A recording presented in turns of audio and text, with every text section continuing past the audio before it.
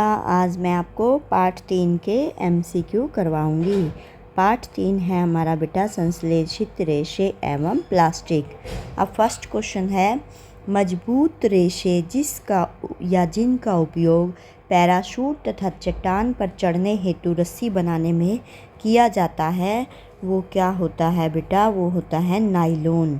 ये सबसे मजबूत रेशा होता है, इसको आदमी ने बनाया। ये एक संश्लेषित रेशा है और इसका उपयोग पैराशूट तथा चट्टान पर चढ़ने हेतु रस्सी बनाने में किया जाता है।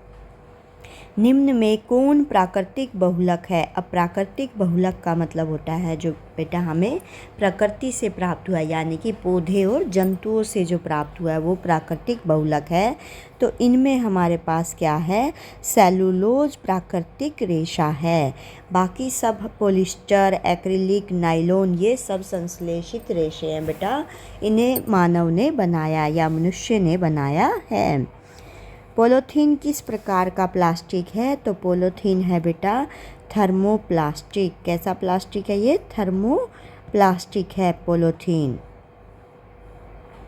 सेलुलोज का शुद्ध रूप क्या है? तो सेलुलोज का शुद्ध रूप क्या आएगा बेटा यहाँ पर? अब सेलुलोज का शुद्ध रूप होता है बेटा कपास। यहाँ पर देखो कागज लिखा हुआ है, ये गलत है बेटा, यहाँ पर कपास आना चाहिए। लगभग शुद्ध रूप है, ये भी 100% शुद्ध नहीं है, तभी ये आंसर आएगा आपका। सेलुलोज का शुद्ध रूप लगभग जो होता है वो कपास होता है। पैराशूट बनाने में किस रेशे का उपयोग किया जाता है? नायलॉन का। ऊपर फर्स्ट क्वेश्चन में भी आया ना बेटा कि नायलॉन का उपयोग पैराशूट और रस्सी बनाने में किया जाता है। टेफ्लॉन क्या है बेटा? टेफ्लॉन एक प्लास्टिक है। टेफ्लॉन क्या है? प्लास्टिक। बेकेलाइट भी क्या है? एक प्लास्टिक है। ठीक है, बेकेलाइट भी प्लास्टिक है, याद रखना है। प्लास्टिक, टेफ्लॉन और बेकेलाइट प्लास्टिक हैं। उच्च अणुभार वाले बहुलक को क्या कहते हैं? उच्च अणुभार वाले बहुलक को प्लास्टिक कहते हैं। क्या कहते हैं बेटा? प्लास्टिक। पदार्थ जो प्राकृतिक प्रक्रिया जैसे जीवाणु द्वारा अपघटित हो जाता है कहलाता है। जीवाणु द्वारा अपघटित हो जाने का मतलब बेटा वो छोटे छोटे उसको जो सूक्ष्म जीव होते हैं उसको छोटे छोटे रूप में बदल देते हैं, बिल्कुल मिट्टी जैसा बन जाता है। जैसे आपने कोई जानवर देखा होगा, जैसे कुत्ता मर जाता है तो वो साइड में हम उसको कर देते हैं और थोड़े दिनों बाद उसका वहाँ पे चूरा चूरा हो जाता है बेटा, वो होता है अपघटित होना। उसको कुछ सूक्ष्म जीव खा जाते हैं, कुछ कौवे मुंह मार जाते हैं, तो वो क्या होता रहता है, वहीं पे गलता सड़ता रहता है और बिल्कुल लास्ट में मिट्टी जैसा बन जाएगा, वो अपघटित होना होता है और वो कहलाता है जैव निम्नकरणीय। क्या कहलाएगा बेटा? जैव निम्नकरणीय। तो आपसे पूछ सकते हैं जैव निम्नकरणीय क्या होता है? पदार्थ जो प्राकृतिक प्रक्रिया द्वारा जीवाणु द्वारा अपघटित हो जाता है वो जैव निम्नकरणीय कहलाता है। रेयोन क्या है? रेयोन एक संश्लेषित रेशा है। क्या है बेटा? एक संश्लेषित रेशा है। रेयोन, नायलॉन, पॉलिस्टर ये सब मनुष्य ने बनाए, इसलिए ये एक संश्लेषित रेशा है। कपड़े प्राप्त होते हैं। कपड़े किससे प्राप्त होते हैं बेटा? प्राकृतिक स्रोतों से प्राप्त रेशों से और कृत्रिम स्रोतों से प्राप्त रेशों से। तो कपड़े दोनों से प्राप्त होते हैं, प्राकृतिक स्रोत से भी और कृत्रिम स्रोत से भी। तो प्राकृतिक स्रोत हैं बेटा जैसे पेड़ हो गए, पादप मतलब, और जंतु, और कृत्रिम रेशे हैं जो मनुष्य ने बनाए हैं। तो इन सब से वस्त्र बनते हैं। निम्नलिखित में कौन सा थर्मोप्लास्टिक है?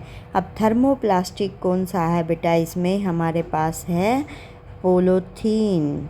कौन सा आएगा बेटा इसमें? पॉलीथीन आएगा, बेकेलाइट नहीं आएगा। थर्मोप्लास्टिक।